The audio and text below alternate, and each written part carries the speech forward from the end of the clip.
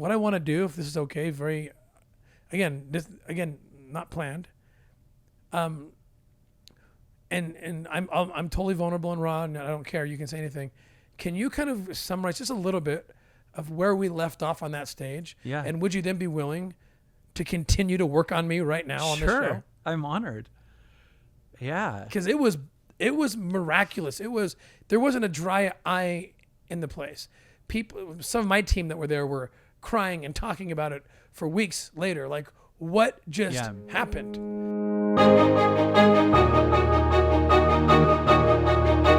Hey everybody, welcome to this very special episode of the Tim Ballard podcast.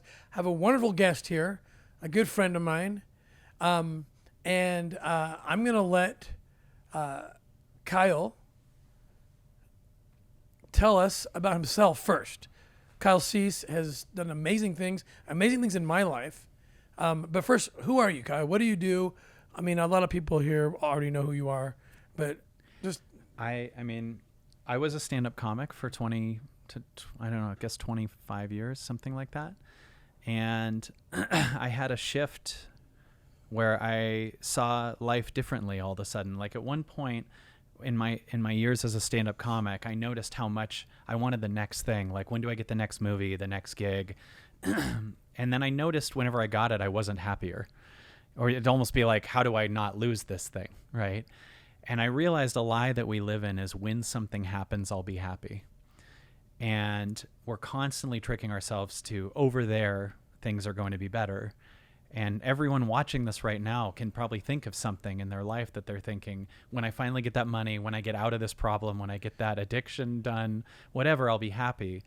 And I started seeing how much my mind was just creating that I'm in lack now, right? It's over there. And so the shift went from, when something happens, I'll be happy, to when I'm happy, things will happen. And by happy, I mean that I'm present with my feelings, meaning like I also could be angry and hear the feelings. I can hear rage or lack or shame or guilt or whatever and be happy. And this opened the door for me to almost discover that there was a whole world that, you know, as I was connecting to myself, I let go of my addiction to circumstances a little bit. And bizarrely, the circumstances changed. I felt this calling to leave stand-up comedy in this realm and move to something higher. And as I let go of what at one point was my dream career and started really just being present with what I was feeling, bigger things started happening. I was suddenly combining comedy and transformation.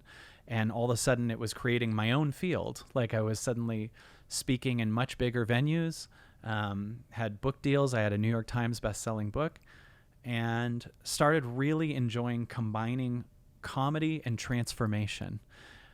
A lot of meditation has shown me that all the pain that we feel is an illusion that still needs to be seen. I don't mean it's not real that you feel it, but it's trying to show you something that's deeper. And we often get triggered by something, and there's a reason everyone's triggered by a different thing, because it brings up a different thing in our bodies. We'd all agree on the same president or the same politicians or the same everything in the world if the pain from the things on the external weren't inside of us. So why do we have different responses to different things? Because of the factor of what's going on inside. And the way that I see it is, when we were kids, we experienced little moments of trauma, whether you got yelled at, your parents turned away for too long, you felt abandoned or whatever, and your little child body doesn't know how to handle it. So it actually creates a false identity to fix it. So for instance, if you were slapped by your dad because you had bad grades, you might go, I can never feel that again, and you will get straight A's, and you become this achiever, and you think that's you. But it's actually a program you created, right, to not get hit. And so we're running around like a bunch of programs. There's some people who are codependent because they felt abandoned when they were a child. There's some people that are avoidant because they felt their parents were enmeshing and they felt like they had no space. But then we make the mistake of going, that's me. Nope, that's a pattern. It's a software. You have Windows 95 in your body and you're calling it you. And what I think is going on in the world right now is life is trying to take the false us's away and the false world away to show us these false patterns that were in there. And I look at 2020 as the beginning of that really in a faster way. And what I mean by that is I see self-help in the 90s and 2000s as think positive. You know, you had The Secret saying think positive. And that was great. In that time, the consciousness needed you to think positive, and then you have people talking about higher vibrations and different things like that. But the negative still exists, and it's still an unseen pattern. And the way that we've worked in the world is think positive, but this energy that we're running from still exists. So inside is a boy that's shamed, or a girl that feels abandoned or unloved or whatever. And 2020 felt like the beginning of the breaking of all of our patterns. And I feel like up until 2020, a lot of us were like water skiing above the ocean of our soul with our circumstances just good enough, right? You had a job that was just good enough, or you were able to travel and not have to go within. You were able to go to restaurants and not have to go within.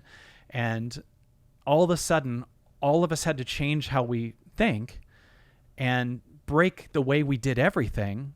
And not that I'm for lockdowns at all, but like take 2 years and go inward and hear what's inside. And one of the things that is happening is we're starting to go, as we were in this positive thing, we weren't looking at these negative things, not only in ourselves, but in the collective. And that's one reason I think the sound of freedom is so big right now, is because trafficking existed 20 years ago, but no one was talking about it. It wasn't convenient to talk about it.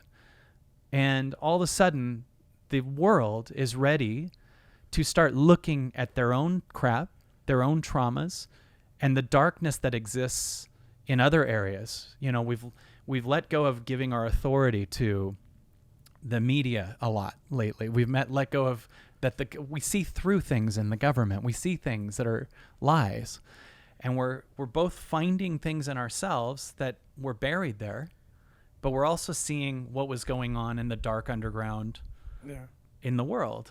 Yeah. And that just means that our collective lens is bigger. Imagine that you have a 1-story house and you've spent your life keeping it clean. Well, it turns out there's a second story underground. And the bad news is there's rats and dead bodies there. The good news is your lens is bigger. Yeah. Right? So we're now, the only reason we're feeling so much pain is our lens is forcing us to look at ourselves more, and we're seeing things that always were there but weren't ready to be seen. Wow. Now, I want to do something very unique that I wasn't planning on doing for this podcast. Sure. We came in, we talked for a while. So I a few months ago, I was on stage with you. Yeah. I had a really cool experience, and we're going to link to that from this show so you can watch this. I was supposed to just go stand before your audience and tell them about saving kids and how they can help us. Yes. Like that was really it, right? And I mean, literally, as I was walking up to the stage, without your permission or anyone's permission, I just felt this inner voice. It was God saying, tell Kyle to turn back. You introduced me, hand me the mic. I said, no. Yeah. You're staying on the stage. I don't know what's going to happen, but I just saw that you're supposed to stay on the stage with me. Yes. We sat down and something happened that I can't really describe. Basically everything you just said. Yes. But you did it to me. Yes. And so what I want to do, if this is okay, again, not planned. And I'm totally vulnerable and raw, and I don't care. You can say anything. Can you kind of summarize just a little bit of where we left off on that stage? Yeah. And would you then be willing to continue to work on me right now on this show? Sure. I'm honored. Yeah. Because it was miraculous. There wasn't a dry eye in the place. People, some of my team that were there were crying and talking about it for weeks later. Like, what just happened? Because I have that basement, and I think there might be a couple other basements below that basement. Yes. And it was we got layers of basements going right. on, And you opened them up really fast, and things were coming and happening. And I mean, I remember thinking, someone who's watching this, they would probably think we rehearsed this because it was so perfect. Oh, there was a couple comments. It was like, this can't be real. This can't be real. There are comments that I get that a lot. People think that when something happens miraculous on the stage, that it was set up. And I got to say, first of all, if that's the case, we're incredible actors. Oh, we should be getting nominated for Oscars. And like incredible screenwriters. Like, could we have staged and written and then memorized that and acted that out? It's so funny to me. I know. Meanwhile, what we forget is, when you go to a restaurant with someone, you don't have a set list of things you're going to talk about. You live in the moment and things unfold. That's how life works, And there's a way that I work that's opposite of many speakers, and that's that many speakers, nothing but love for them, but a lot of people want to know what they're going to say, have it down. And if you do that, then you're not hearing their heart. You're hearing something they memorized a while ago, and they're literally cutting God off in the moment and saying, here's a thing I prepared for you. Now, why would they prepare that? Because they want to do it the right way. And how do you measure the right way? That you got something from the audience, that they bought your thing, or they approve of you, whatever. I'm lucky because I've been on stage for a long time, but what I've really learned is that the now is so much more profound than anything I could plan. And I live with it and I work with it. And I've done up to 6-day events that were 100% not scheduled. I did the Dolby Theater where they do the Oscars. 2-day event, not one word planned. If I plan it, then I'm in memory, and you're going to hear my memory, not my heart. Right? And it's actually being used to bury my heart. Right? Like, I'm actually going to bring a prepared thing so you don't see the true fear in my body, the nerves, what I'm really feeling. And I have done these events so much that I've done 2,000 one-on-ones in the last 3 years. I just stayed home and did a bunch of one-on-ones and found this exact same thing. All these people, it doesn't matter if you're a man or a woman, where you're from, your story, your income, there's this deep-rooted desire to see this thing. I don't get caught in the circumstances. Oh, you're this successful, or you're this story, or you're this victim or achiever. There's a pattern of an unseen child that I can start to see. And where it shows up is through your acceptance of what you're scared of. What I find is, like, someone will go, I'm scared that, and I'll go, what's the deepest fear? That I won't make money. And then I'll go, okay, so what happens then? Then I'll be homeless, right? This is someone the other day said this. And I said, okay, what happens then? They go, then I'm not enough. Right? And you start to see this thing. So I get to the deepest one we can find. Okay, their biggest fear is to be not enough, like to their dad when they were 5, even though they could be 50 right now. Right? So the old self-help gets you to do something so you can prove that you are enough. What I like to do is go, tell the pattern that it's allowed to be not enough. Meaning you're saying, I'm with you even if you're not enough. I'm with you if you're a failure. Right? Because the ego associates death to that happening. So there's one level where you could fail in something, but if someone has a deep-rooted fear of failure because as a child they were shamed for it, or their dad said never fail, then they associate failing as death, and they don't realize that if you fail, there will be a day after it, right? If everything you're worried about or everything you hope to achieve in the world, there's going to be a day after it, right? We don't realize that that'll pass, right? But we go, that's the one thing I have to prevent. So a lot of people create success out of don't feel this thing. Well, the success eventually was going to have to fall because this thing's still here. And if you're going, I'm going to be successful because I don't want to be bullied, well, you're still run by the bullies. And now your multi-million-dollar business is based on not being bullied. But that's not God calling you, that's fear, right? So your fear of not being bullied created the success. Well, I'm a fan of when all that's cleared out, what God has for you. Like, what is the highest you with those patterns not there? And obviously it's incremental. There's still patterns in my body, but every time I cry something out, I notice I feel lighter. I feel younger. I feel freer. I realize I'm moving more towards what I actually am, right? Versus thinking I'm that past story that's just a collection of traumas. Right? And even though I've never got to experience with my memory being this, I'm moving to the truth of what I am.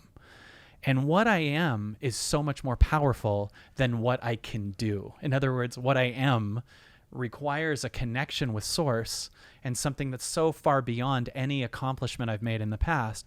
But that me is capable of so much more than if I go, what's the greatest I can do? That's a pattern talking.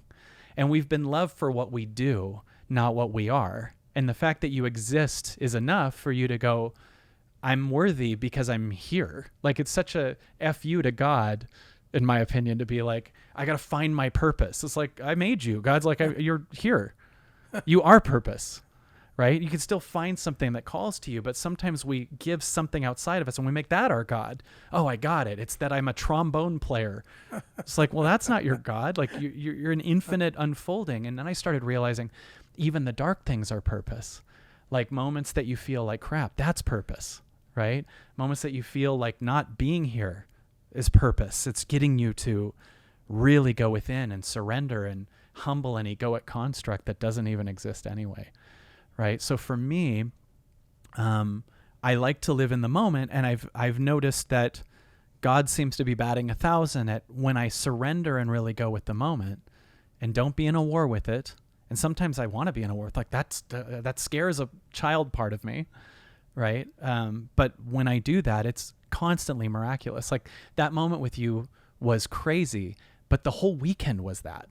Like the whole weekend was just miracle after miracle, synchronicity, bizarre thing. Like it's an event that's on our membership site now, and you can see it. And you'll just watch that happen every hour. Like someone comes up and everything they're saying that's wrong, I promise you, I can prove it, is an illusion, right? And if you and anything you want help with, I can show you.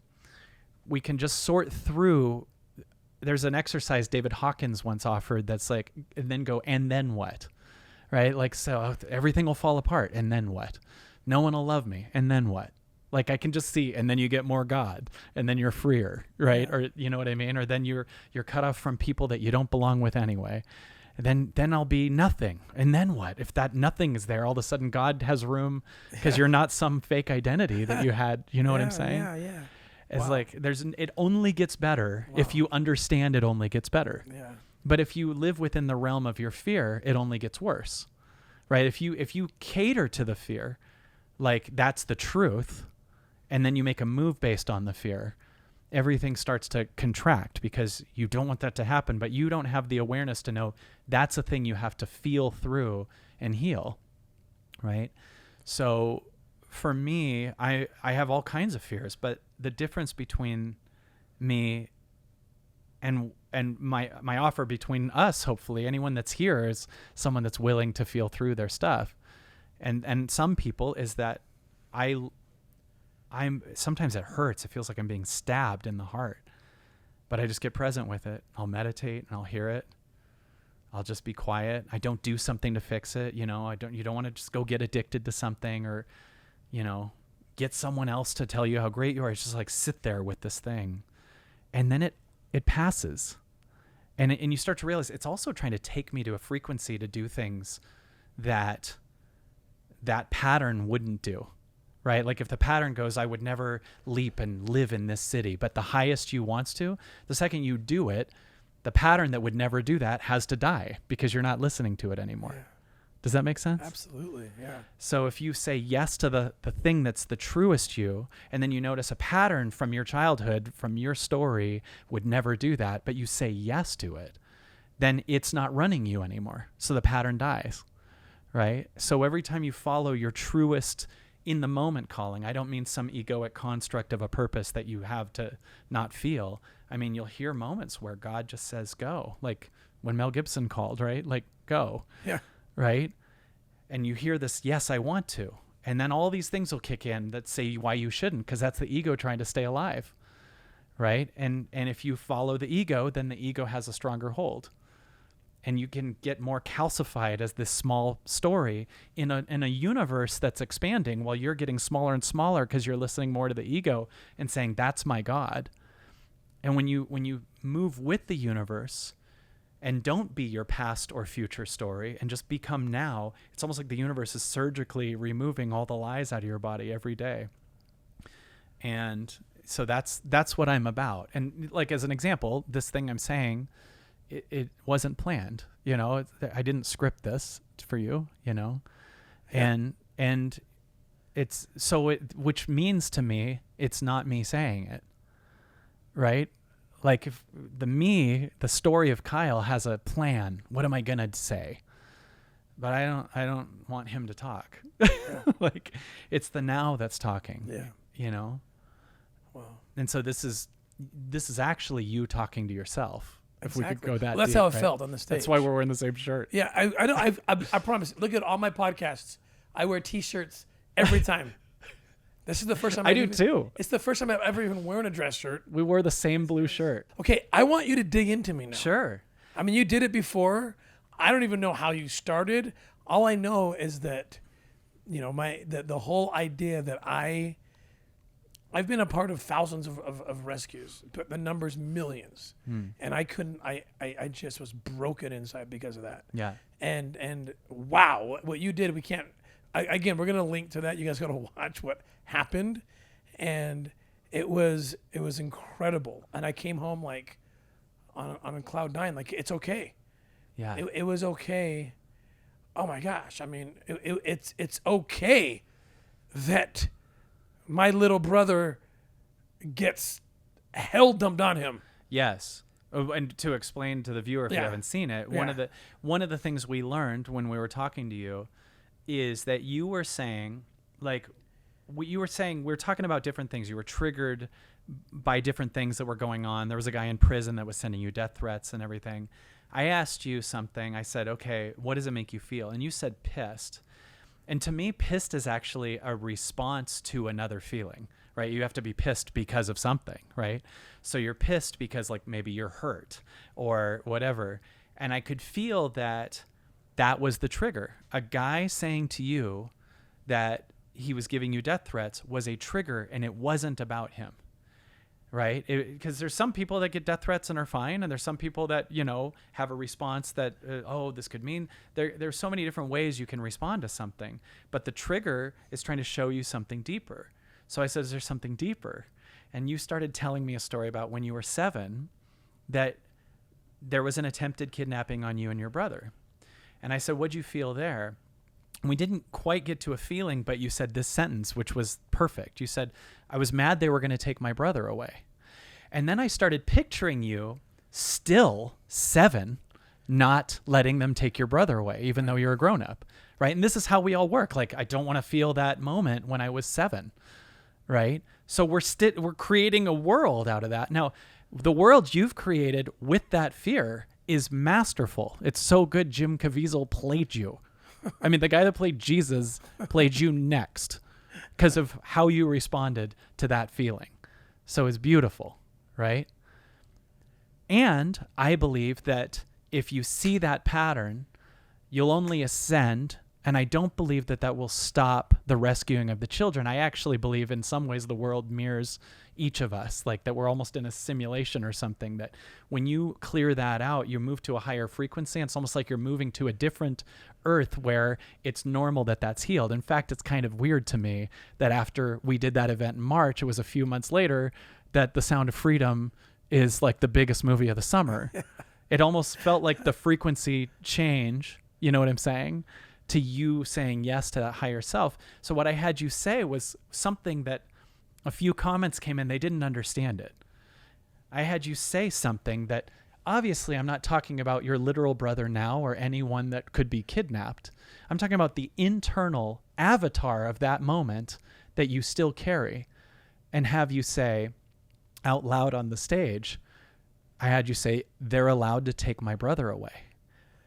And I watched as the you that had been unconsciously holding that moment, like poor you, like a 7-year-old was doing this for 35, 40 years, like just this, you know? So I just felt like he had to stay alive. The child was staying alive in your body, right? To not let them take your brother away. And that's a job he didn't have to have anymore. And that doesn't mean you're now going to stop rescuing people, or that doesn't mean that. It just means, what if your child has been in charge and doing the best he could? A 7-year-old created your businesses and the rescues and the things. And he now can go. There's a video I have on my YouTube channel called The Funeral. And it's about choosing to say goodbye to a pattern that has been there for you and protected you, but you can see through it. Your pattern was this protector that was a 7-year-old that we say to him, thank you. Like, we don't try to get over him. We tell him, thank you. And for my codependent pattern that kept me close to my mom and bonded with her to protect me from things too. Thank you to my codependency. And I sit there and cry him out, right? But our childhood patterns are running our businesses, our lives, our relationships, our money, everything. And there's a higher us. There's an actual you in your 40s that's here that doesn't have to keep that kid. So we say to that boy, thank you. And so when you said they're allowed to take my brother away, I watched you release. Like that not ever occurred to you, right? Like that had never, we never thought of that. It's so here, but we never think like, I'm allowed to feel unloved. It's you saying to the kid, I love you even if they take my brother away. Because all the kid wants to do is feel seen. So when you say, I love you even if I love you if you're not enough, I love you if you're abandoned, whatever. If you say that to it, it's only wanting to be seen by you. It doesn't care if other people see you. That's our ego goes, okay, no one loves me. I'm going to get everyone to love me, right? Well, then when someone loves you, you hear their love and you love it. That's why it feels loved. But you can cut out this bizarre middleman of trying to get everyone's attention, you know what I mean? And controlling their opinion of you. And you become the space of love for that kid, right? And that's the connection, the me now accepting this boy. And the second I do, he dies. Like every time I tear up, a little more of him goes. So every time I feel pain, it's trying to get me to see what hurts. So for you, that was what was said. And so that was an amazing moment because they saw you release, and then all these bizarre memories came up of synchronistic moments that you didn't understand. It was almost like in letting go of them. Yeah, all these answers show up. This is why they have to see the video. Yeah. It's amazing. Yeah, all sorts of crazy things. That's where it seemed like it was scripted. We're like, right. Oh my gosh, I got to tell you something else and this, and they're all connected to that little kid who's suffering. Yeah, that was all in there. Isn't that weird? Because that's what else happens when you release something. It's almost flushing out all these other memories that you didn't realize were sustained in there. Right. Like sometimes they'll feel, why do I feel so stuck in this relationship? And I'll get them to let go of it. And then they'll feel like, oh, it reminds me of when my mom did that or whatever, and like all this information comes up and then you consciously see it because it's leaving. Right. And so what happened with you was a miracle, but miracles are normal to me. Like, in fact, I have an event coming up called Miracles Normalized. I want it to be normal that life is miraculous. It is. I'm not saying there isn't a ton of darkness right now, but the darkness that's here is darkness that was here. We just see it. That's the only difference. So we're just really seeing it, and our egos are trying to close it back up, but our soul's going, no, I'm ready to see this. So we have to say yes to these dark things that we're feeling, because darkness doesn't even exist. It's unseenness. It moves from, you get what I'm saying? Like in your body, it just becomes unseenness. And that's why shining a light on it, like Sound of Freedom did, and you seeing that, is us going deeper and us seeing our patterns, So I'd be happy to do. Let's do it. Well, tell me what you're feeling right now. Phew. Well, honestly, it's I've never felt so blessed in my ability to bring to the world the light that I hope to bring to the world. Yeah. Awesome. Whether it's through speaking now or writing or podcast, whatever, because the Sound of Freedom did something crazy. It transcended just a story based on truth about children being rescued.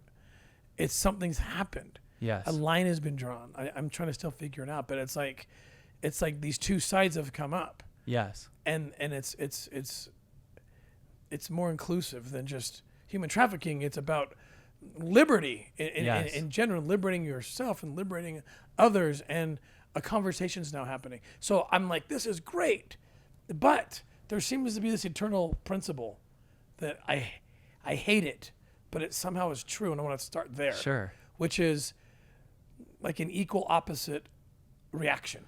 Like for every great wave of beauty that you get to ride, there has to be an equal and opposite piece of crap thing happening. Yes. It's someone described as a trampoline. Like as far down as that trampoline goes, which sucks, you might hit your butt on the ground even. But you're going to go higher. You're going to go higher. Yeah. So I guess I can start with that. And it's like, God, my prayer every morning is help me just focus on the beautiful part. Because I don't have bandwidth to focus on both. That might be an escape. So one thing that we've done based on how we grew up with the old type of self-help in our lives and different things, in fact, to see it this way, like you have used following high callings and different things like that, and it cleared out all kinds of stuff and moved you forward. And we saw that in Sound of Freedom and everything. What if now life goes, okay, we see the positive, but at one point, think of it as a ladder rung. You needed to see the positive to know how to steer your thinking. That was a conscious shift. But now the next ladder rung goes, okay, don't use positivity. Because I have a lot of clients that do this. They'll be like, this is what they'll say. They'll be like, I'm really hurting right now, but it'll be okay. You know, like I can hear. Now let's picture the hurting as a kid and they're a parent, right?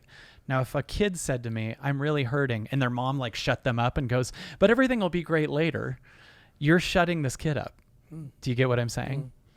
And a lot of times we use positivity to, you know, like, I feel like crap, but the bright side is, and it's like, well, the crap's still here, right?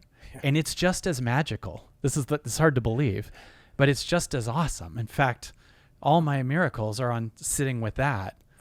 You know what I mean? Yeah.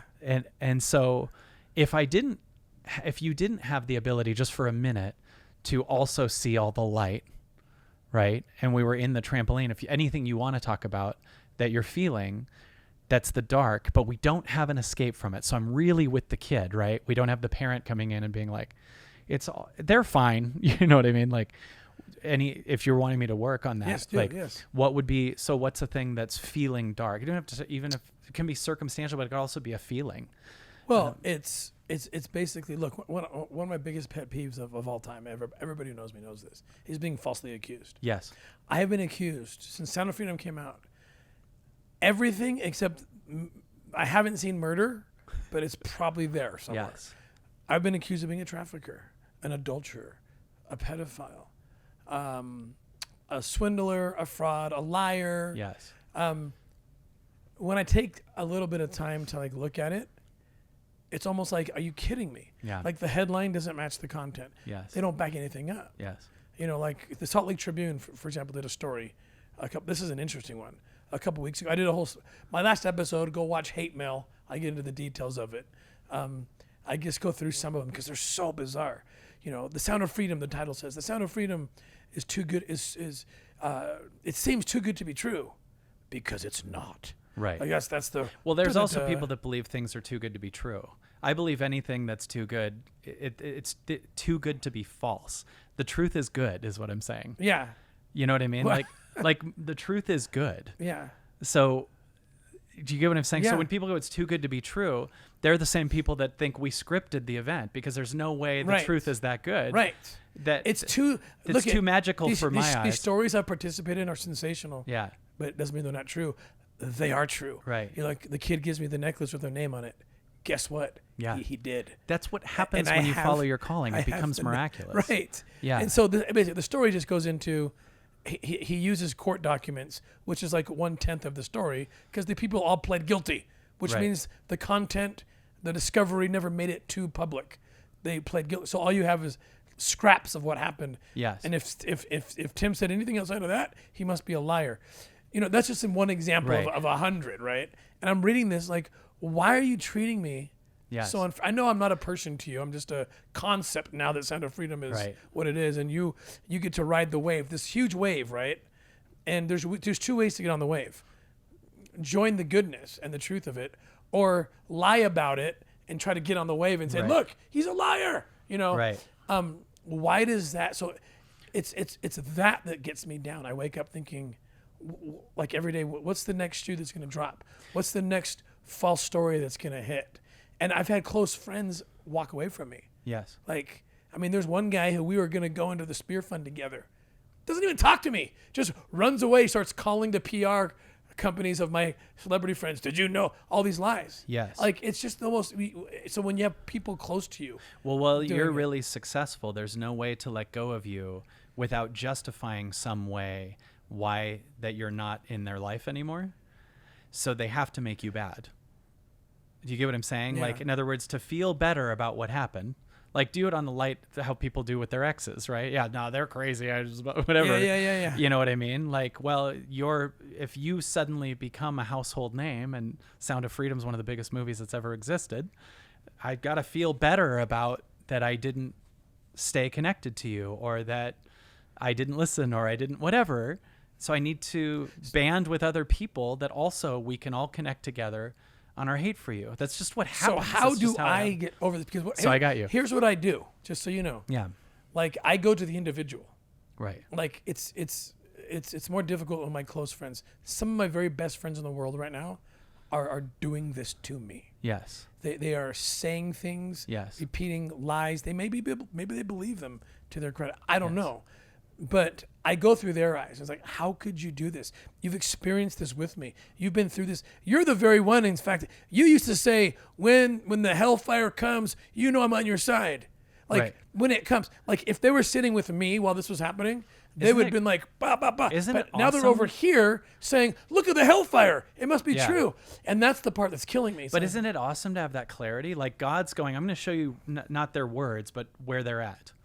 You know what I mean? And I believe for you to succeed in a real mission that's pulling you beyond you, it literally goes, I have to remove everything you've ever been attached to that you think is the answer to your life, and then get you whole as is, and then maybe bring a few really whole people into your life, but you guys don't addictively need each other out of attachment or anything. Right. You're just whole, leading yourselves because you have God working through you, and then you have someone else that's doing that too. And, you know, if someone had to move from being Clark Kent to Superman, he's going to have to literally Superman 2 is he goes, I want to be with Lois. And they go, well, to be with Lois, you have to lose all your superpowers. Like, the movie literally is like, if you want to be attached to someone, you have to stop being amazing. And same with Matrix 2. He has to choose between Trinity and changing the world, right? The message is, like, you and your power is self-led, and it's God. And so there's pain when it's like, this was my best friend. It's like, I hear you and I understand that, and I've been through so many things like this. And it's God going, hey, a lot of those people were people that you were thinking you were there for, that they weren't aligned for you. Or there's people that just, like, it's okay. We're just creating space for a second because it's got something amazing for you. And maybe also you both don't have to, you could just have love for each other from a distance or whatever too. And they're going through their own panic or whatever, and you don't personalize it. Like, could they be panicking about you and you don't personalize it? But I'll give you a specific exercise that came up recently at the March event we did. There's these 3 steps I have now. The first one is we grab the circumstance, right? We look at the circumstance. So what I mean by that is, so the circumstance going on for you right now is, as you become a household name, there's a bunch of people attacking you. There's a bunch of people that were close to you that are making stuff up, creating something, whatever, right? The second one is we now remove the circumstance, but go to the feeling, right? Because if you stay on the circumstance, then we use the circumstance to not be with the feeling, right? I could all day grab a time when someone did something to me and then stay on them to not feel what it felt like. And then instead of me being with him, I'm still in blame at someone else, right? Mm-hmm. So we got the circumstance. That's step 1. Step 2, we now, for a second, we understand it's there, but we just put it aside. And I go, okay, your best friend's leaving. People are talking crap about you, making stuff up. Boom. What do you feel in your body? I feel sick. Sick? Okay. I feel my stomach hurts. Okay. My head hurts. Okay. Can't sleep. Awesome. Can't sleep thinking about, you're supposed to be over here, and it's, yeah. So we go sick, stomach hurts. Okay. So what is if I was to say to the stomach, which is where mine is too, right? If I was to say to the stomach, if I was talking directly to it, I want you to picture this energy. This is the software of the boy, right? Because the grown you can handle this, but the boy you, right? It's like a Frosted Mini Wheats commercial. But the kid in me, the kid in there, like, if he was to talk, what would he say? I feel unwanted. I feel unloved, dismissed, invisible, lonely, lost. What would be a word he would say? He feels falsely accused, he feels, misunderstood completely. Okay, let's go through misunderstood. That one's deeper, actually, right? Because falsely accused is true, but still has a little of the circumstance, right? Yeah. So misunderstood, right? So I want you to say to him, you're going to say to the pattern in the body, you can say it out loud if you want. You can go, you're allowed to be misunderstood in my body. You're allowed to be misunderstood in my body. And what you're saying is you're with him, or God's with him, right? Right? Like this is a new level of God that maybe not everyone around you was leaping as magically as you. I mean, you watch Sound of Freedom, Jim Caviezel's not playing all of your friends that left. You know what I mean? Like there's a reason he's playing you, because you're moving based on faith. And when that happens, not everyone's moving that way, right? Yeah. So the next thing is the love that you feel you lost, or the misunderstanding from them. First of all, there's a wiring that they're your God for a second. Do you get what I'm saying? Yeah. That person misunderstanding you is the answer to life. But if they understood you, this wouldn't be seen. Do you get what I mean by that? If they were there with you and stayed right with you, all of these patterns would still be here. So it would be attachment to being seen by people around you that would have stopped you from healing this thing.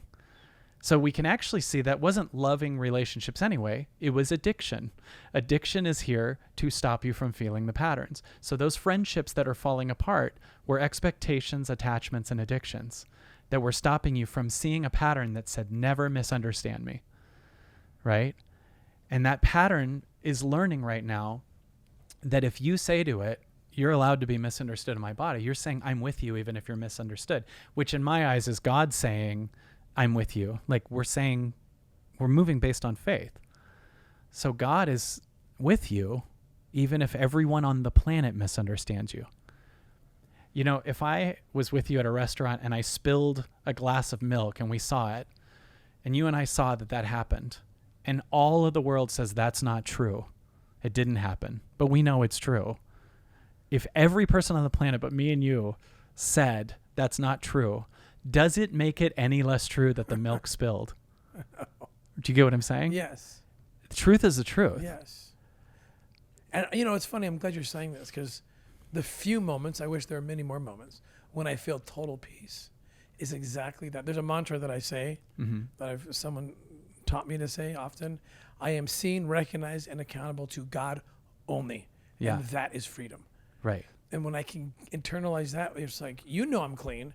These things aren't true. Yeah. No matter how convincing it is to anyone else. Because the devil's very, very clever. Yeah. at making something false look true, right? And it's like, that's where I find the most peace, where it's just like, and thank goodness my wife has always immediately known what I'm saying is true. Yes. Also, right? So that is a truth, when you can get to that place where, like you said, it's me saying, you're okay, kid. Yeah. You can be misunderstood, but it's also, I'm glad you added God is saying it too. And it further my faith, Jesus himself, because that's when Jesus can actually take it away. Right. It's like, if I understand it and I'm with you, it's gone. That's the power I have. And what if you had handed authority to all these best friends? Ugh. And then Jesus can't get in there. He can't get in. Right? Like there's no room. It's like that it says in the friend Bible, or those you people. have your reward. Right. You have your reward. It's not the eternal one. Yes. You have your reward in some kind of comfort that's not going to last anyway. Yes. If I can convince 2 of the 10 that I didn't do this thing. Right. And it's like, And then, because even if you then convince them, your fear of being falsely accused is still there. So it's not transcended, right? Yeah. You just got the circumstances manipulated to not have to heal that thing. and I spend all my time, Kyle, seriously, it's embarrassing, trying to take the manipulation and bring it to truth. I'll spend hours a day thinking, how can I do this? How can I bring this back? But it'll never work. Imagine if you just said, okay, they all believe that about me, and I love that. They're allowed to. Like, really see that there's no fix anymore. Because it sounds like your and mine too, of the misunderstander is a fixer. Yeah. And a few years ago, I would immediately, no, that's not. You need to know this story. Everyone know, Yeah, you were telling me a story Yeah. you went through, but you had too many people to try to explain it to. Right. And the more you tried to explain it, 3 more got converted to the lie. Yeah. And that's what makes you want to go kill yourself. Right. You're just like, I can't keep up. Yes. Yes. And one thing I said to you that I've learned too, because I've wanted to kill myself several times and been very close several times. This is so big to know. It's not you that's suicidal. It's a pattern, and we need to let it die. Like a misunderstood pattern is tired of running the show, and it's allowed to die in your body. Because for anyone watching, there's so many people that are suicidal, but they don't understand it's a pattern. The real essence of you, the God you, the whole you, is not suicidal. But tons of patterns are dying right now because they're no longer useful. And if you don't know this is what's going on, you accidentally identify with the pattern and think you want to die. You don't. You're this space. You're the now. And there's no person that they're suicidal isn't a pattern. And I can prove it. I've worked with so many people. And it's just big to understand that. I'm not saying if you feel suicidal to not call a suicidal hotline and get help. But I am saying that understand that a pattern is. It's not you. It's a pattern that feels I'm totally alone in this world because when people left, it feels like my mom left me. And so the child is sitting here going, my mom's gone. And that child suddenly becomes no longer necessary to run the show anymore. And so when I feel suicidal, which is a weird sentence to say, but I think it's a normal sentence in this time, I just tell it like you're allowed to die in my body. And I sit there present. I'll go listen to silence for 2 hours and I'll feel it die. And that misunderstood will start to come to light if you lose the part of you that goes and fixes it. Do you get what I'm saying? Yes. If things are falling off, God's saying they're supposed to fall off.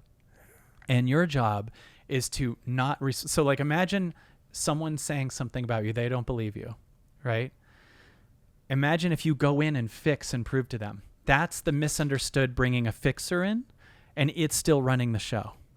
But imagine if you go, they're saying that, and they're allowed to.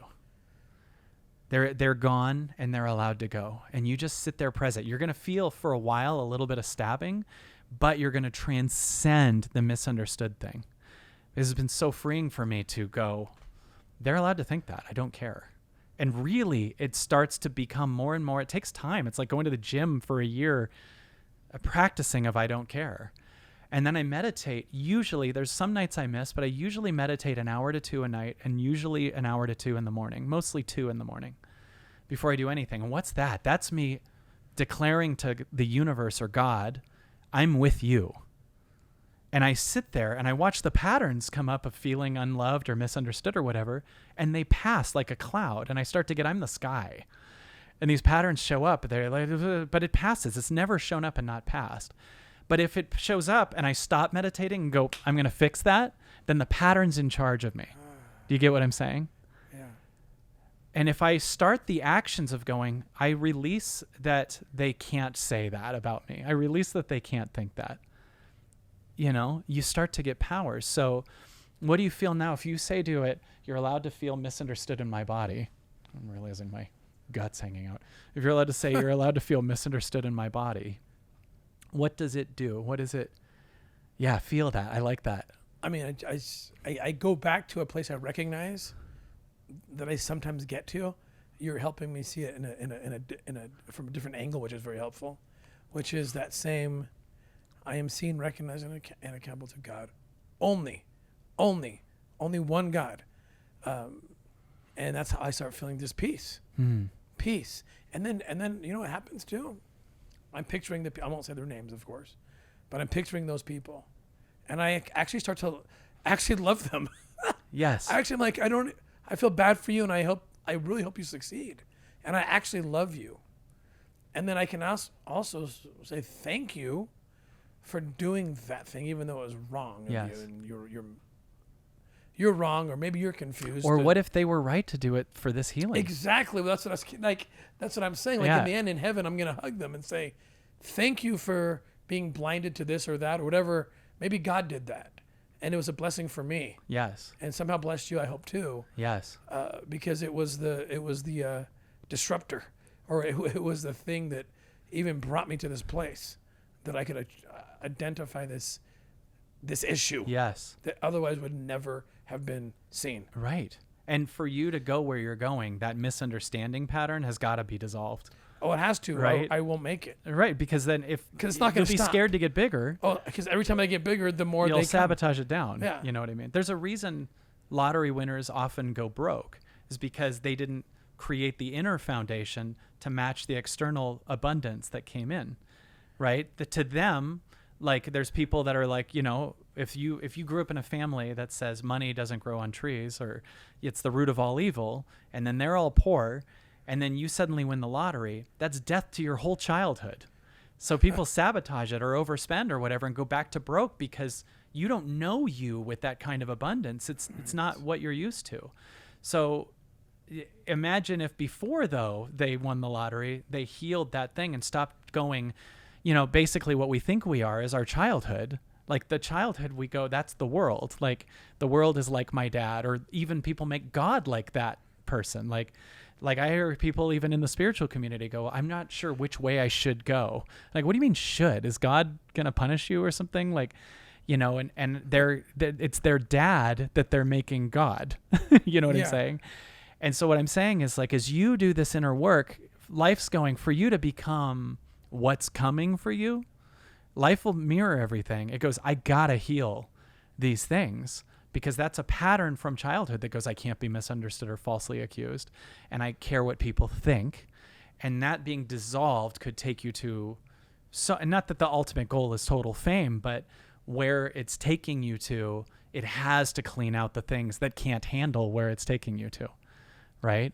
And so it needs to undo codependency on best friends. It needs to undo even attachment to how life was before now, right? Like those friends were in my life now. So like how life was, there's people that go, I wish life was how it was back in 2010. It's like, dude, you're attached to 2010 and you're in an argument with now. And if you went to 2010, you'd be in a smaller lens. The only reason it was good because you couldn't see as clearly as you can now, right? So you don't ever want to go backwards, right? So when it says starts to feel relieved, it starts to feel love for them. Yeah. Right? What else does it feel? It does something for me that I just need. The minute I feel that release and love for your enemies. I mean, this is why Jesus says pray for your enemies, probably. Right. I mean, he's saying the same thing you're saying. Love them, pray for them, because what's going to happen is something internal in you. I think one shift for me too was understanding I can love someone but don't have to have them in my life. Right. You know, like I think that we go, well, I do love them, so we try to bring them back in. And it's like, well, we might be in different places. Right. You know, and they might not be adding to my life and I might not be adding to theirs. So we can break off and I can still love them. And that's my freedom. I mean, a huge shift in my life was when I saw the scene in the movie Adaptation where he says, Nicolas Cage says to his twin brother, also played by Nicolas Cage, he says, in high school, there's this girl you really liked and she was talking crap about you and you didn't care. And he said, why is that? And the brother said, because whatever she says about me, she can't take away from me how much I love her. And then he goes, you are what you love, not what loves you. And this changed my life. Wow. You are what you love, not what loves you. Their opinion of you is their darkness, their pain, their whatever. Your power is in what you love. Do you love them, not attached, not hanging out, not dating them? Like, do you feel love for them inside your body? Because as Wayne Dyer says, the sun never says you owe me. It's just whole and it's lighting the world, the whole world, right? And it's not cutting it off. I'm lighting the whole world, but you don't have to hang with things that are sabotaging your life. But that shift is huge because there's people that I always will love that are not in my life anymore. And that's okay. And my inner work, sometimes I get really triggered by them or mad and it goes, oh, you're not loving them. And, you know, I do love them. There's some that I don't want to bring back into my life, at least right now. Well, what happens to me, to answer your question, like what's happening right now, the first thoughts that come to me is all the wonderful projects that I feel I'm supposed to do that bring light to the world. Like I'm thinking about it right now. I'm like, okay, I'm going to meet with the president of Honduras and Guatemala. They saw Sign of Freedom. They want me to go see them and ask me how I can help them rescue kids. Wow. Boom, that's the first thing that comes to my mind. There's several books there's 3 books that I'm writing right now. Yes. All about bringing light to the world in different ways. I think about my family. Oh my gosh, I'm going from this podcast to go hug my wife and kids. Haven't seen them for almost 3 weeks. That's what I want to feel every day. Mm-hmm. And the minute when this happened, this exercise, the minute I can love them and talk to that subconsciousness, we might call that's the kid, right? That just can overtake you if you don't deal with it. I want to go do those things. Yes. I know that the Spirit of God is with me when I want to do those things. Yes. And the worst thing in the world for me is when I don't want to do those things. Can you know the Spirit of God's with you then too? Even when you feel like dying, even when you feel... I know I should. I don't know how to get there. If you and I close our eyes, these lights are still aiming at us. Yeah. You know what I mean? I mean, I believe they are. Yeah. I can't feel it. You can't feel it. So check out that difference. Yes, you can't feel it. So what if we undo the attachment to feeling God? Meaning that it'll still happen a ton. But I know that even if I close my eyes and see darkness, these lights are still aiming at me. Right? And could I completely forget that I closed my eyes and all this stuff, but still have taught myself enough times, the light's still shining on me. Yeah. Right? One thing that helps me, by the way, I'm sure you remember this. Sure. In those dark moments, I pull my journal out. Because I document all the times. It's overwhelming, the interventions of God and his angels in my life. Yeah. And often what I do is the worst things that have happened to me, the most unjust things, I draw lines below, and all the most beautiful things only came because of those things. Wow.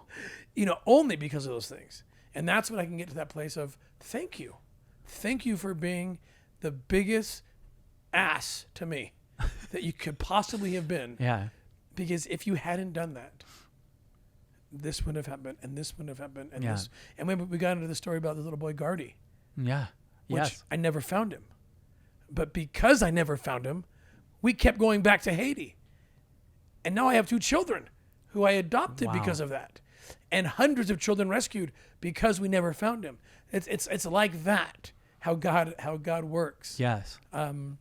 But that's one thing that has helped me is when I can't see the light, go remember. That's why I think document, write, journal. Because you can go back and say, oh yeah, he did this.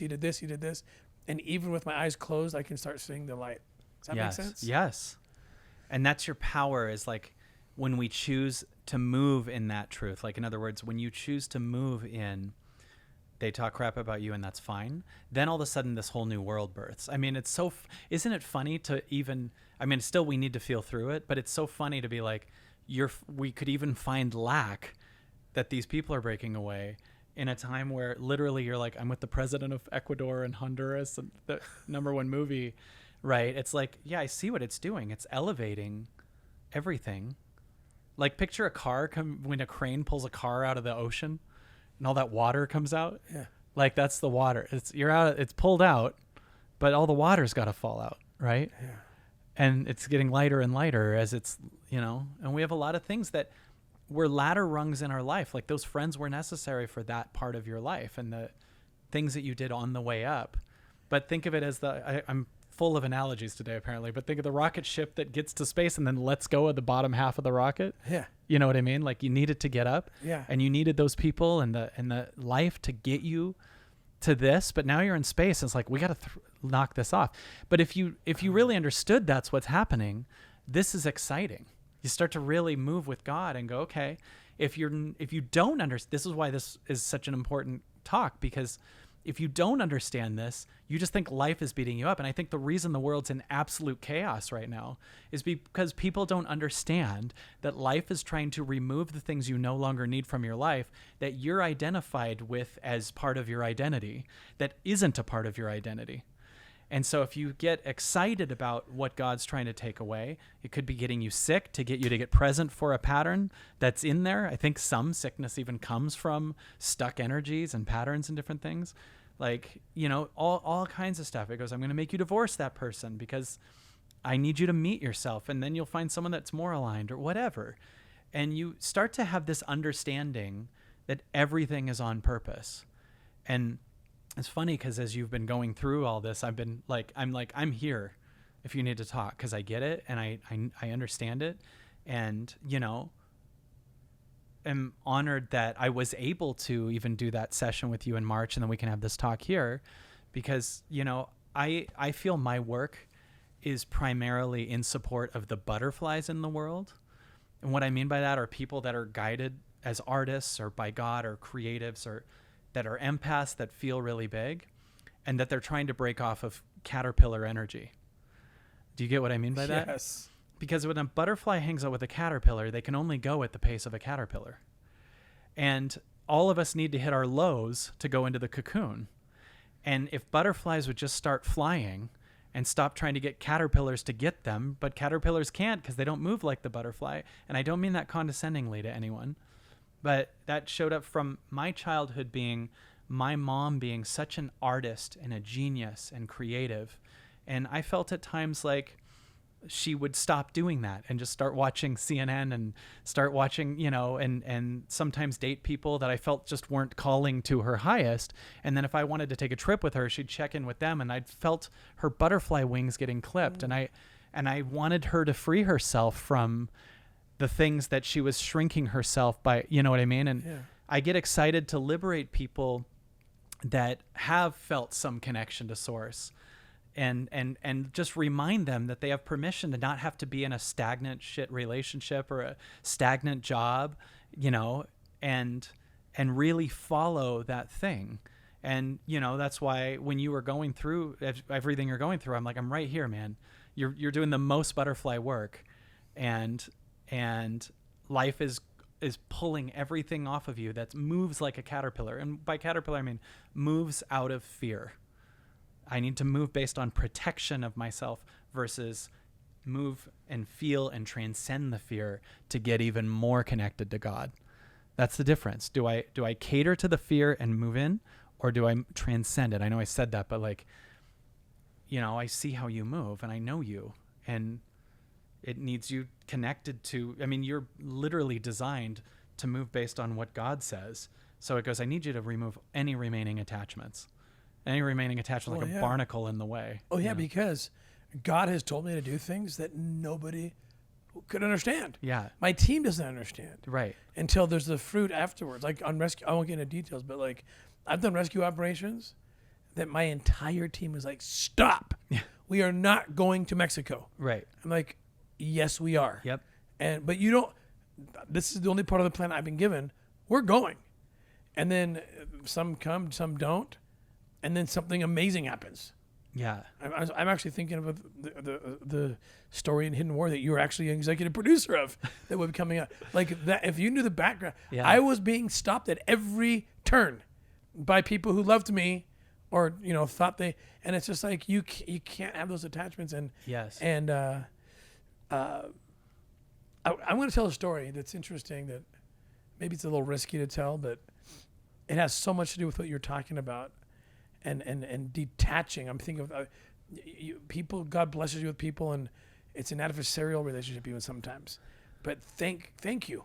You think the rocket thanks that bottom piece. Yes. And it'll never see it again. Right. They never get reunited. Right. And I hope you love me and I love you, but it's bye. Yes. Because I got to go do this and you got to go do whatever you're doing. Yes.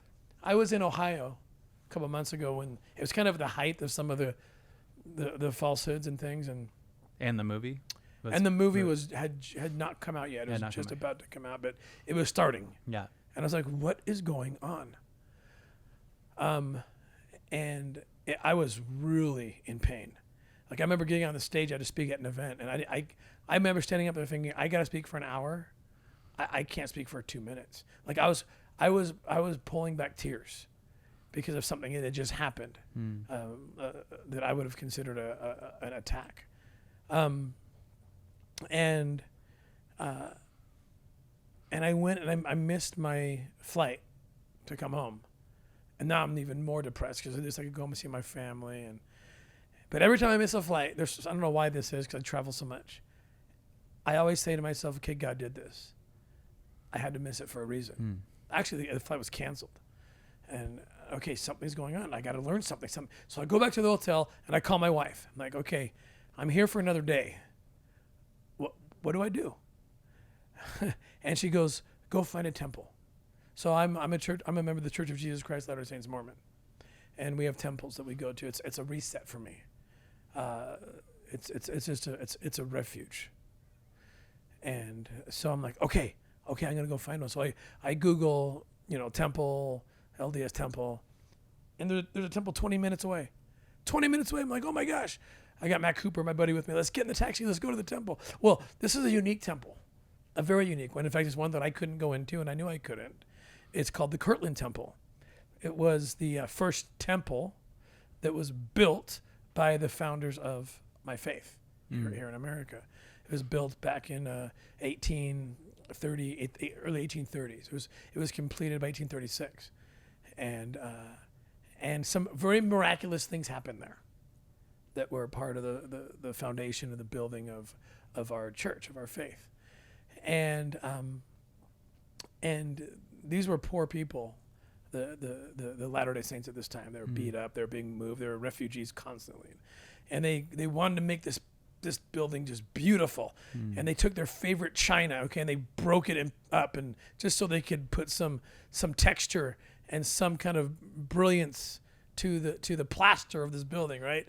That's how much they cared about this place, because it was going to be their place of refuge and their portal to heaven.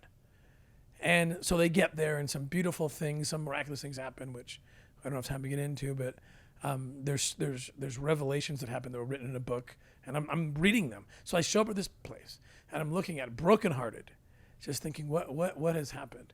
My friends have left me.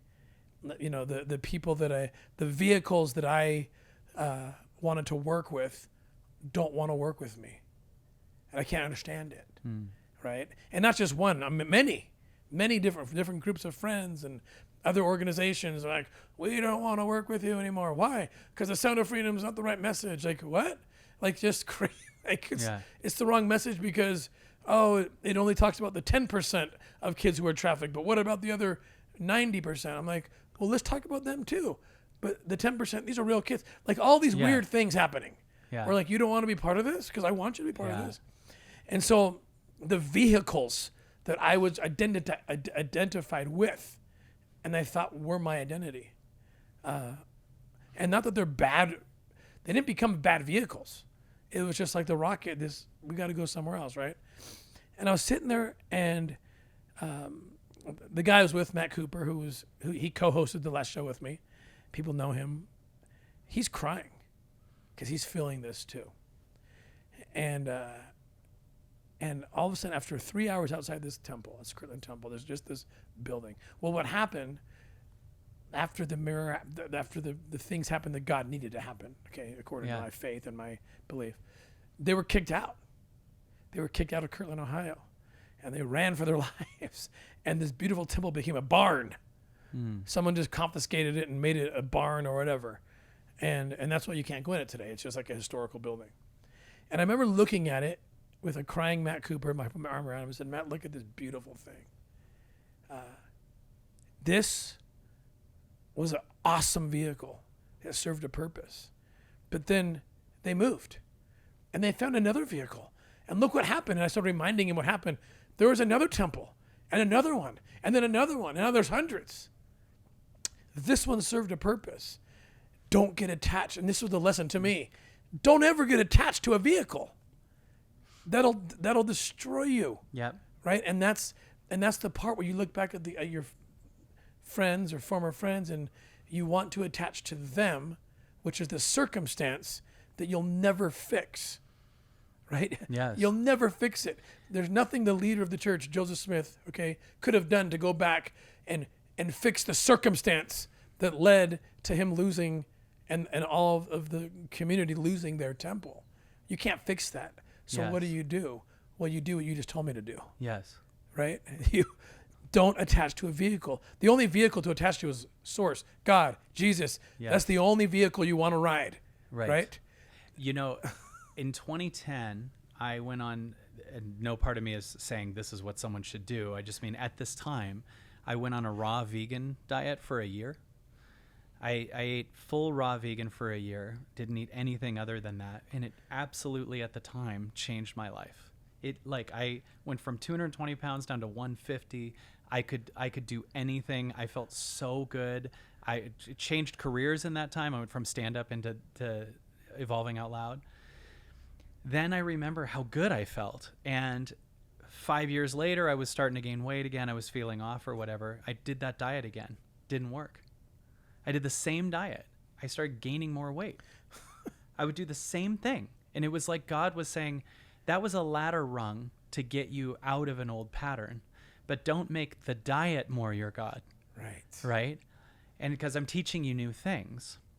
And when I ate that way back then, it like opened a door for me that was totally freedom. And I had like 12 years of doing Evolving Out Loud a certain way. And I feel like I was really good at, in a way, becoming this space holder and helping people in hearing.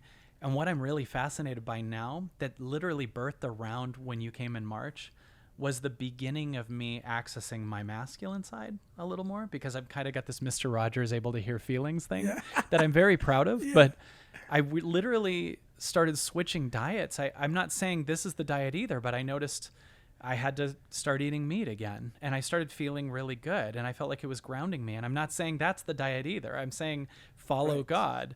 And I switched from driving a Tesla to a pickup truck, and now I have raised a bunch of money to help rescue kids, and now I do jujitsu. And I'm not any of those a year ago. And I am fascinated by how God was like, that thing that worked 10 years ago was for 10 years ago. Right. And all the things that you had were for that time. And the factor, I believe now, of why everything became miraculous in 2010 when I ate that way was because I was evolving, not because of the diet. Do you get what I'm saying? Yes. And if I keep bringing up the same diet, I'm not evolving. I'm getting attached to 2010. And if I keep doing it over and over and over again, I'm going back down the ladder to hit that rung that worked once. But it worked because I was grabbing that ladder from here, but now I'm grabbing it from here. And it might say eat that way again, but it has to be a calling in the now, not go back to that way that worked. And all of a sudden I'm like, there's a whole masculine side of myself that I have never tapped into. The old me a few years ago would keep friendships so that there wasn't a problem, meaning like I'd keep the peace with someone while I bury what I actually feel. You know what I mean? Do you know what I mean by that? Like, just like, let's just, so they don't That's me all the make time. something up or whatever. Don't crap on me. I'm going to just keep peace. Okay, I got peace with this person. The me now actually really is into protection and boundaries, and is able to say, no, you're not safe. You don't care about my inner child. You don't care about, like, I can see I'm bearing my inner child by keeping that friendship. Right. So I've never had this desire for protection and boundaries, but I've been to a couple hundred jujitsu classes now, and I'm like actually like excited about the me that can go in and protect. That's the thing that you had. It's interesting because I feel like March, when you came to that event, I got more into the masculine side of me that could go actively do something like rescue kids. And you got into the softer side. Absolutely. You know what I mean? But it was like, we were like, okay, let's just switch right here. It's true. Because there's a me that I don't know. And it's almost like, the way I see it is, I'm fascinated by right now. I believe every one of our parents did the very best we could, but I'm fascinated by the premise of becoming what I wish they had been. Like, if our ego goes, I wish my parents were this or saw this.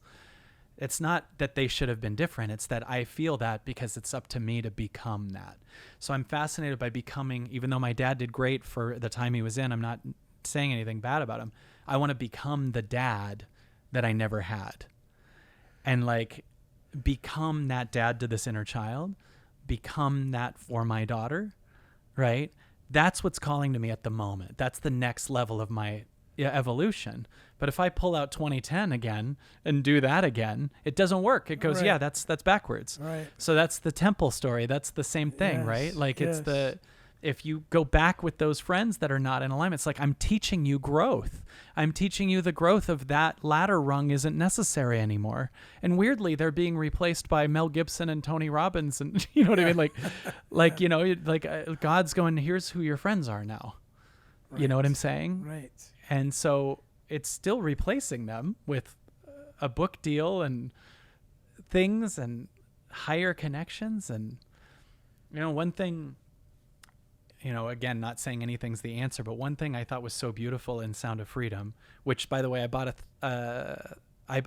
100 tickets for $1,500 when I went there. When they said buy more, I just was so excited to do that.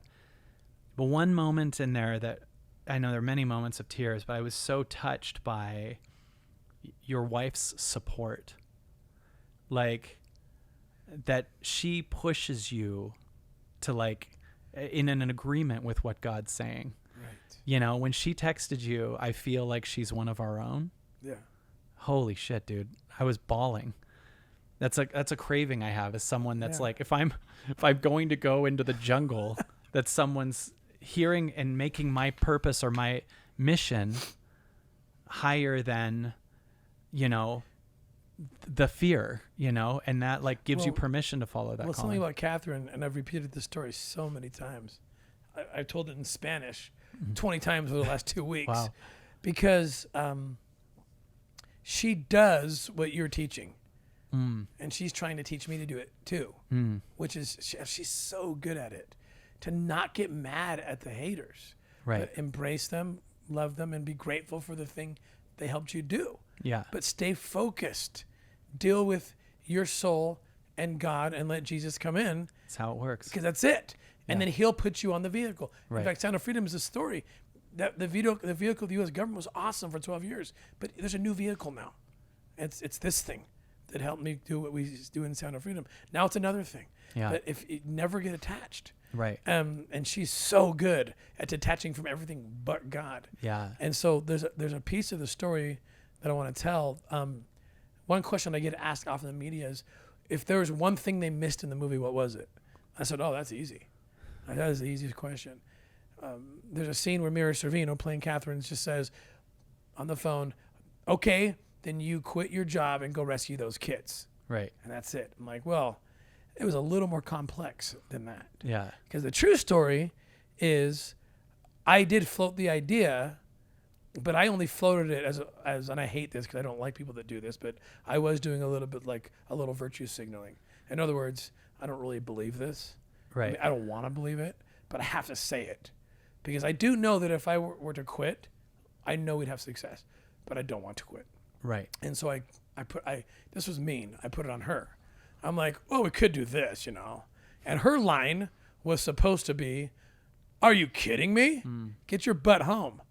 We got 6 children and 6 mouths to feed, and we got like $3,000 in the bank. Like, who's going to pay for this? And she didn't say her line. Instantly. Yeah. She said, well, if you stay and do this, will the kids be rescued? I'm like, yeah, but I got 6 kids I got to rescue. My kids from starvation, whatever I'm coming up with. And she's like, wait. She's like, Tim. And we had actually had many experiences leading up to this that we already knew. I should have known. Yeah. And I did, but I was a coward. And we fought back and forth for a while. To the point where she actually had to get righteously mean. I guess we can call that righteous indignation. And she said, I don't care if we lose our house. I don't care if we're we're living in a tent. I remember those exact words. I actually thought to myself, where would we live in tents? Like maybe Hawaii? Could we get tickets to Hawaii and live in a tent? Like I remember thinking, You're already at. I'm like, we're we're homeless. Where's the tent gonna be?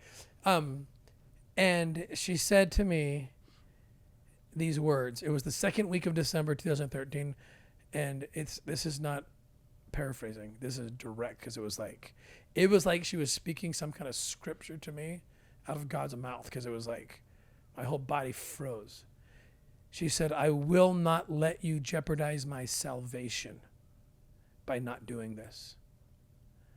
And it was, you can use that line, by the way. Anyone can use that line, but it doesn't work unless the person means it. Because otherwise you just laugh at them. Well, yeah.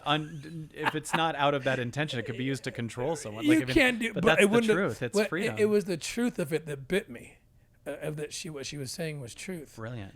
And I remember thinking, wow, you really believe that. And I guess it doesn't matter. Everything else doesn't matter. Yeah. And it was the same lesson we're talking about. I'm not attached to that vehicle. It's the most powerful vehicle on the planet, the U.S. government. Right. No, you don't even need that. God's bigger than that. Yeah, and when she said it and she meant it, and they said, well, why isn't that in the movie? That would have been so awesome. Yeah. And I said, I'll tell you exactly why. We tried, but the problem is they only had 2 hours, and that wasn't enough time to rehabilitate The whole back me and as a forth. coward Right. into a rescuer. It was Right. it would take too much time. So I get it. they had to just leave it at that. But to me, that's the core of the whole story, and it's the lesson I'm still trying to learn. Wow. So That's exactly right. It's like, I'm here, like, there's a great quote Maya Angelou says, which is, love liberates. It doesn't bind, right? True love liberates. And your wife was liberating you to follow a thing that your soul was hoping you'd follow. And your ego is screaming no.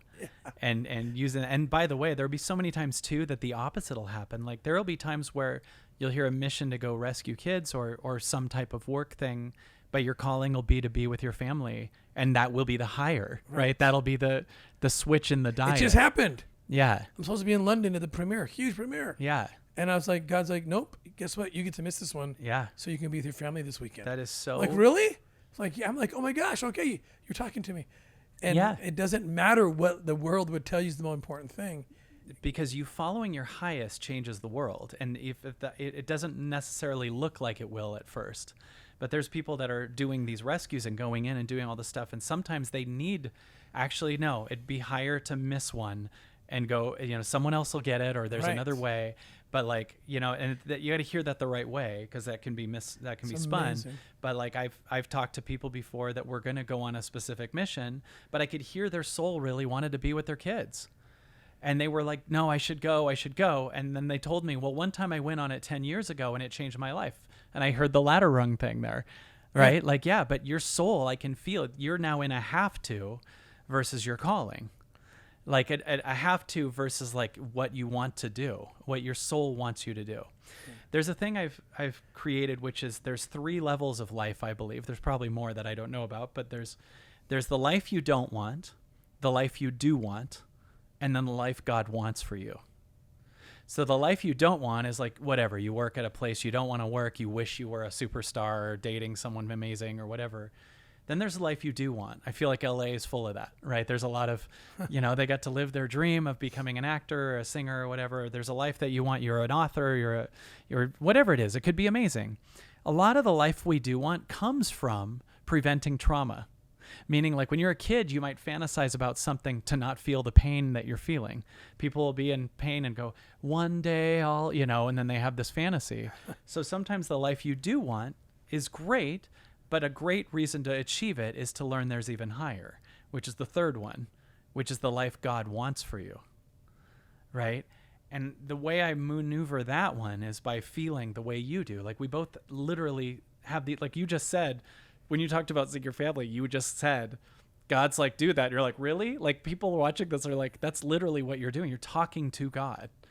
And that's what I'm doing too, right? Like, and so the life that God wants for me, like, the circumstance looks chaotic right now. And then the ego wants to fix it this way. And the life God wants will be like, don't do anything. Or, I got something for you. Or, say yes to this thing that you don't understand. Or, say no to this thing that you usually would say yes to, right? And that's where you're not in a linear timeline with a goal that you can see what it'll be in a year from now. That's you just like getting on an elevator and not knowing what floor you're going to, and then going to this one and this one. And you stop moving with this mental egoic goal that I'm going to make $1 million this year or whatever, because the life God wants for you takes you to different frequencies that's bigger and takes you to a different planet than the life you want. Because if you have a life you want, it can be great and serves a purpose. So please follow it if you want. But there's an egoic construct that can see what it wants. 20 years ago, when I was a stand-up comic, if you showed me what I'm doing now back then, I'd be so weirded out. You know, like the me at Yeah. 25 doing comedy clubs, if you ask that guy what life he wants when he's 45, he'd be like, well, I'm going to be doing stadiums as a comic. I'm going to be like this huge Steve Martin type star in a lot of movies. If you showed that 25-year-old me at 45 sitting with women and helping them through their feelings, he'd be like, what the hell? Like I became everything I make fun of. Yeah.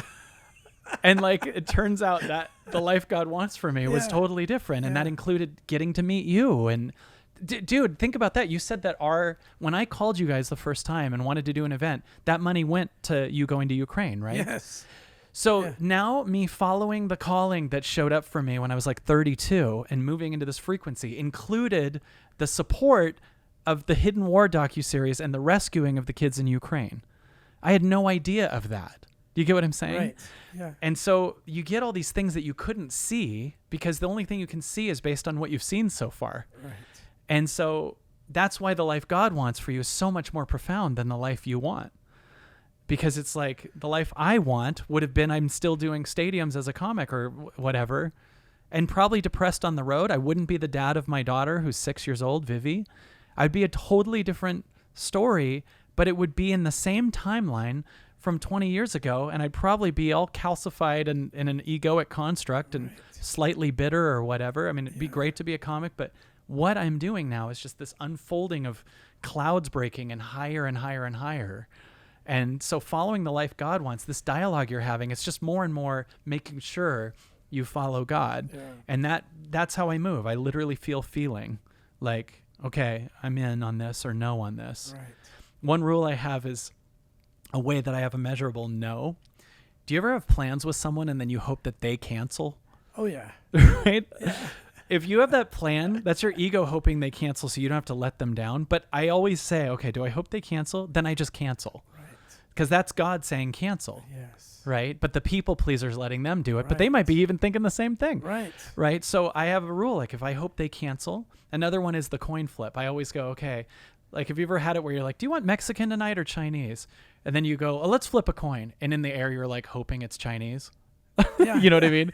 Because in that moment, you let go and let faith do it, but you could Right. hear what you want. Right. So that's how I hear God, right? Yeah. Like it's like a way. It's like I hear that the higher is that. You ever want advice from someone, but you ask someone that you know will give you the specific answer you hope? Yes. You know what I mean? Yeah. Like I want to let go of this. There was a time where I wanted to let go of this agency. There was a huge agency, but I felt this faith going big.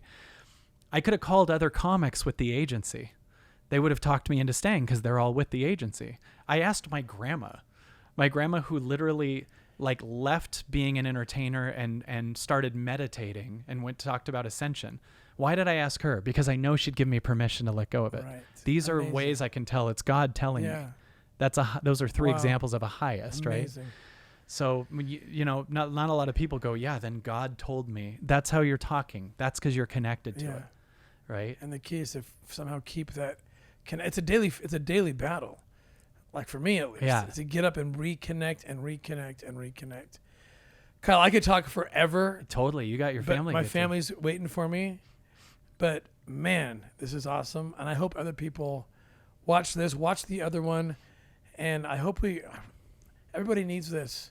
The world is getting darker and darker. And I really think like we've tapped into some really profound solutions. And I thank you because you really have changed my life in ways that helped me see things I couldn't see. And I am going to take you up on, you told me I could call you anytime. Oh, dude, I'm right here, man. I'm honored to hear from you, man. And it's liberating every time. I feel so much better. I came in here, you saw me disheveled, pissed. You saw it, and I told you some things happening, and I'm already feeling resolved, and feeling. That's the truth. Thank you. I one time had a friend tell me I was feeling some painful stuff, and I had a friend tell me, just send the best text. She said, anything that you're feeling that sucks isn't true. It's just, she goes, she said this, the only reason you're feeling pain is because you believe something that's not true. Oh my gosh. It was just so easy. You're just believing something that's not true. Yeah. Because everything is too good to be false. Right. right? The truth is so good. Yeah. It's miraculous and amazing. It is. And it's doing things that you don't mentally understand based on how you've seen life so far, but it's taking you there, brother. Amazing. Where can people go to learn more about your program and get involved? It's so, you want to know something so funny? I literally was like, do you want me to plug the membership site? And it said no, but hold on. Like it was like a highest. I was like, I'm just going to let the flow of this. But then you asked. Yeah. So God's like, now do it. Okay. I love it. I love it. Right? We have a membership site that is really special. It's called the Absolutely Everything Pass because it's all of the sessions, your entire event that you did, every event that I've ever done, over 1,000 hours of content, along with live calls where I do a guided meditation on Sunday, a live call on Wednesday, and then we do a thing called hot seat. People literally going through stuff can come on, and I do a hot seat with them like we did with you and shift them. And you'll see how in one call, whether you're watching someone's hot seat or you come on and do a hot seat with me, it literally on one call can change your entire reality. Yes. I mean, there's so many I different... can attest. Yeah. I've been in the hot seat, and every time, actually 3 times. Yeah. It's been 3 That's true. times. We've done 3 times. And I just want to keep doing more. It's transformational, truly. Thank you, man. Well, it's check this out. It's $795 for a year or $79 a month, but I'm going to make a password for if anyone wants to get it for a year for $299. They can type in Ballard. Awesome. Do it. We'll make and I'm telling you, one of the biggest comments about the membership site, there's thousands of people on it now, is it's so expensive not to have it. Because the amount of decisions that you make from a higher frequency that stop you from going through chaotic things, having to, get addicted, spend money on it. I want you to picture that grabbing it, which is now $299 for a year, so it's like $22 a month. Just don't grab a case of Budweiser and just join me and watch as it raises your frequency and it changes. I mean, if you liked this talk, it's a constant ongoing thing. We bring different guests on. You've been on it. But it's live calls too. So I'm talking about what's going on in the time. Yeah. And you can come on and do a hot seat and shift with me. But there's a backlog of 1,000 hours of past events and all of our live events and courses and everything that we used to charge like $2,000 for. It's all in there. So for $298, you have a year on the Absolutely Everything Pass. It'll make your money back. I promised so much. Type in Ballard into the code. And where do they go first? Oh, go to absolutelyeverything.tv. Absolutelyeverything.tv. Or if they can't find it there, they can go to myname.com, which is kylecease.com. Perfect. And we'll put a link on the show. Guys, I highly recommend it, truly. I promise you, I'm not getting paid to do this, nor would I try to, because it truly has changed my life. So, Kyle, thank you so much. I love you, brother. Love you guys. We're in this together. See you guys next time at the Tim Ballard Podcast.